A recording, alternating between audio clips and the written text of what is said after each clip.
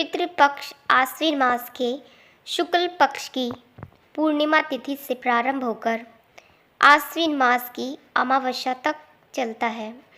इन 15 दिनों में अपनी अपनी तिथियों पर अपने पितरों को याद करके तर्पण, श्राद्ध, कर्म और दान आदि करने से उनकी आत्मा तृप्त होती है।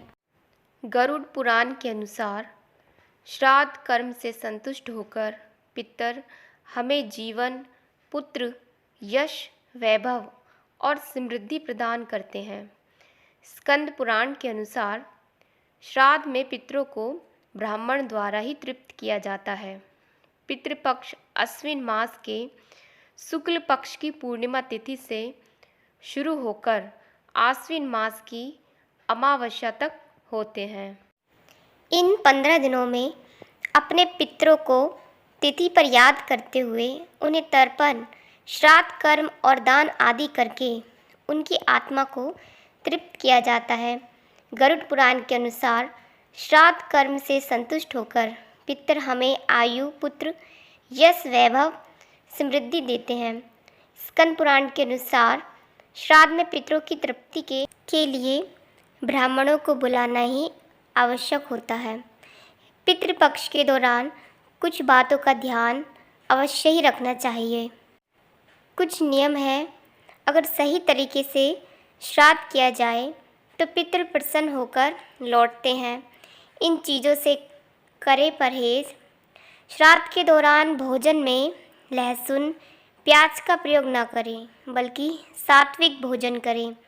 इसके अलावा मूली, मसूर की दाल, सरसों का साग, लौकी, चना, सत्तू, जीरा, काला नमक और खीरे के सेवन से बचें।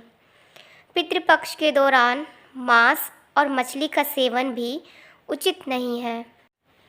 पितृपक्ष में ब्राह्मणों को प्रसन्न अवश्य करें। पितृपक्ष के दौरान श्राद्ध के दौरान ब्राह्मणों को भोजन कराएं और यथाशक्ति दान करें। इसके अलावा ब्राह्मणों को लकड़ी, ऊनी या गद्देदार आसन पर ही बैठाना चाहिए। ध्यान रखें, लोहे के आसन पर ब्राह्मण को बैठाना उचित नहीं है। किसी जीव के साथ बुरा बर्ताव न करें।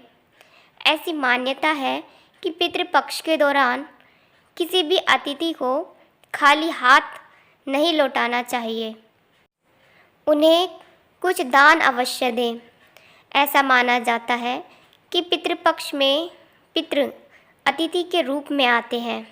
इसके अलावा दिन में आए भोजन का कुछ हिस्सा कुत्ता, बिल्ली, कौवा और गाय को भी देना चाहिए, क्योंकि इन प्राणियों को खिलाने से भोजन सीधे पितरों तक पहुंचता है। रिश्तों को बनाए रखें। सम्मान। ब्राह्मण भोजन के बाद कुछ खास तरह के रिश्तों जैसे दामाद, गुरु, पोते और मामा का सम्मान करें। उन्हें प्यार से खाना खिलाएं। उनकी खुशी आपको जीवन भर खुश रखेगी। शाम को दीपक जलाएं। पितृपक्ष के दौरान सभी बातों के साथ साथ इस बात का भी ध्यान रखें कि शाम के समय घर के बाहर दीपक ज़रूर जलाना चाहिए। इससे आपके घर में सुख समृद्धि आती है और पितृ प्रसन्न होते हैं। इतना ही नहीं, घर के पास किसी पीपल के पेड़ के पास दीपक जलाएं।